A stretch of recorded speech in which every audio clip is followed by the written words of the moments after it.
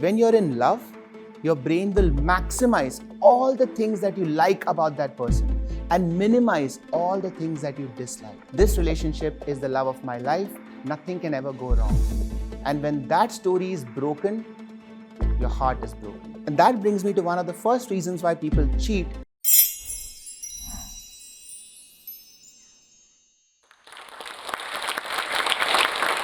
I was in my neurology OPD. Across me was a 40-year-old lady. She had come as a patient. She was suffering from migraine. With her was her husband. And I was asking her a question that I ask almost all of my patients. Is something stressing you out? Because stress can trigger a migraine attack. And she gave me an answer that I was not prepared for. She looked at me very calmly and said, "Yes, doctor. For the last 1 year, my husband has been cheating on me, and that has been a trigger." I was surprised at the calmness of her answer. But later on, I started asking myself, why should I be surprised?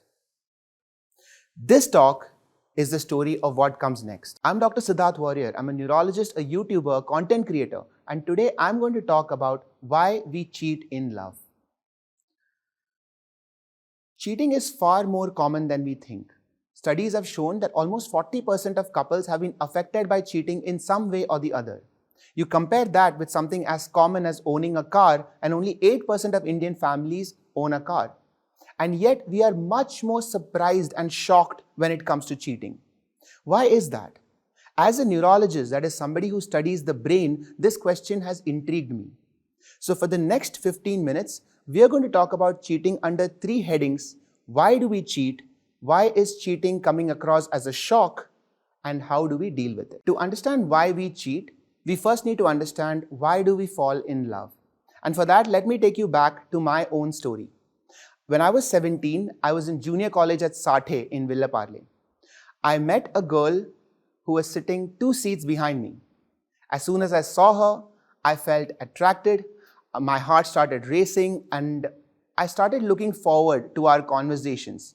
We started exchanging books, we started having late night conversations, and gradually we fell in love.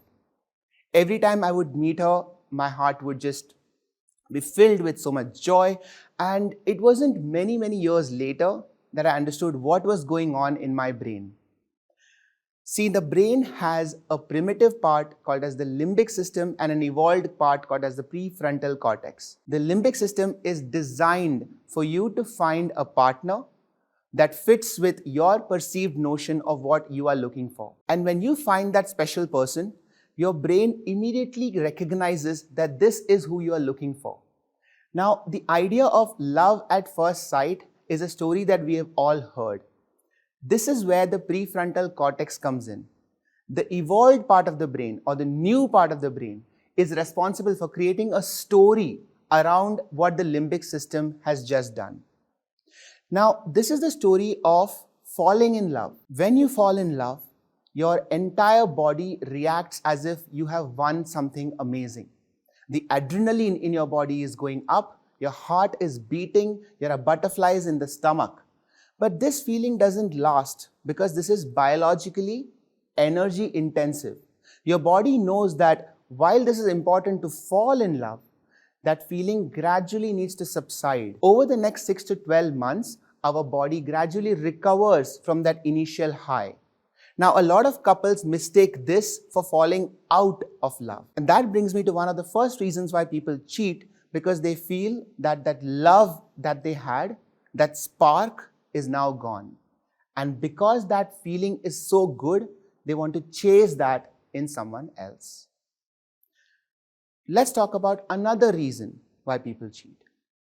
Somebody who's not looking for anything. Somebody who's just caught in the moment. Here, what happens is that the old primitive part of your brain is rewarding you for exploring. Imagine a caveman 1 million years ago. He has made his settlement, he has his tribe. He steps out of the tribe, finds a new place to settle down in, and he is rewarded because now he has explored out of his comfort zone and he has found a new territory to farm, to create a new family. Our brain is evolutionarily wired to reward you every time you take a gamble, a risk.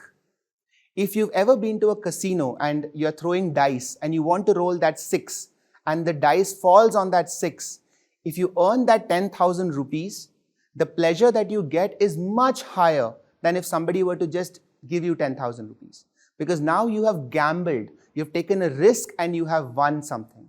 This is the same reason why gambling is addictive, why people spend all day on the stock market, because they want to take a chance, and when that chance pays off, you feel good. This is also why some people cheat, because when you're caught up in that moment, the old limbic part of your brain is egging you on to say, take a chance, explore, and let's see what happens. Now let's talk about why is cheating surprising. When I was in college, a friend of mine fell in love with a boy. And for some reason, all of us didn't really like him. We didn't know why. But she would tell us amazing stories about him all the time. And it wasn't till a few months later that we found out that he was hitting her. We spoke with her and the relationship ended. But that got me thinking, how could she not know? How could she not see it? It wasn't till much later that I found out the reason why. When you fall in love, your brain does strange things to the way you see the world. If you see a random person and you have a conversation with them, you will notice certain things that you like and certain things that you don't like. But when you're in love, your brain will maximize all the things that you like about that person and minimize all the things that you dislike. You are literally seeing the world through rose-tinted glasses.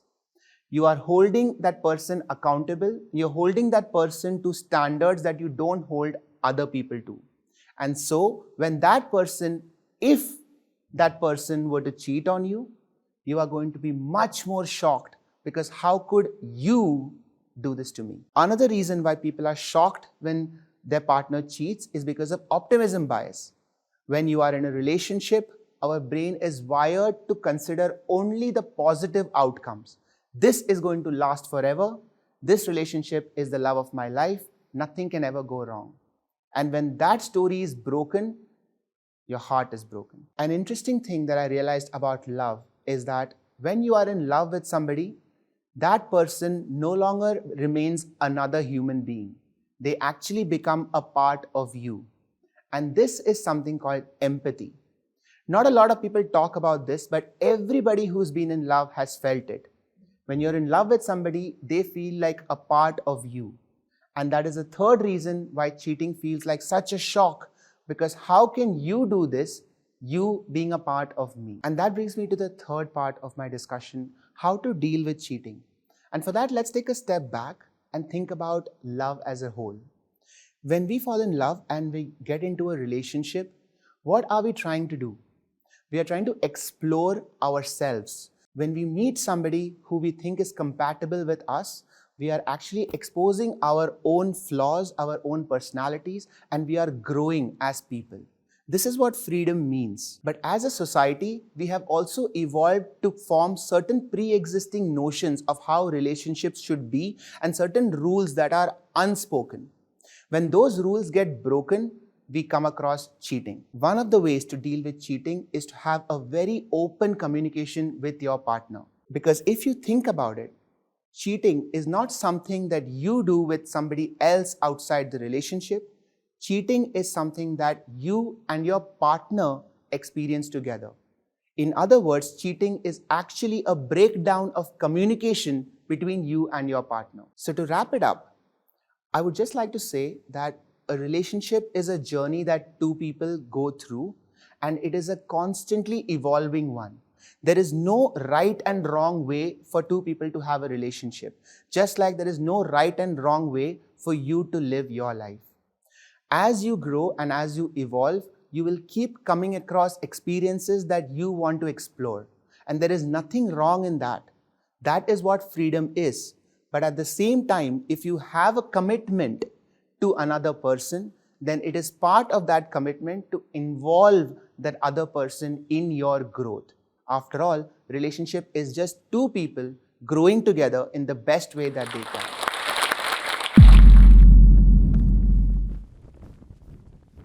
अगर आप इस talk के and तक पहुंच चुके हैं तो मैं आपको जोश टॉक्स का एक दूसरा रूप भी दिखाना चाहता हूं, जिससे मैं काफ़ी देर से जुड़ा हुआ हूं और मुझे बहुत बहुत ज़्यादा पसंद है कि वो क्या कर रहे हैं।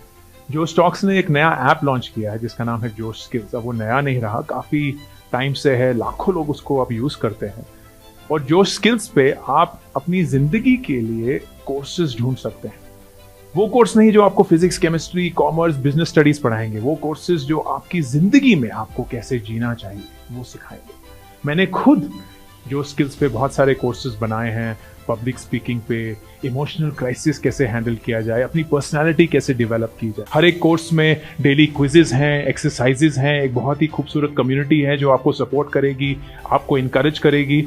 आज ही डाउनलोड करें जोश स्किल्स का ऐप और उनके कोर्सेज एक्सप्लोर करके अपनी जिंदगी को आगे बढ़ाएं। Josh Talks is now a Spotify exclusive podcast. The audio version of our talks will be available only on Spotify. If you like this video and you like to listen to more inspiring stories like this, please follow the Josh Talks podcast only on Spotify. Tell us what you think about this video and don't forget to like, share and subscribe.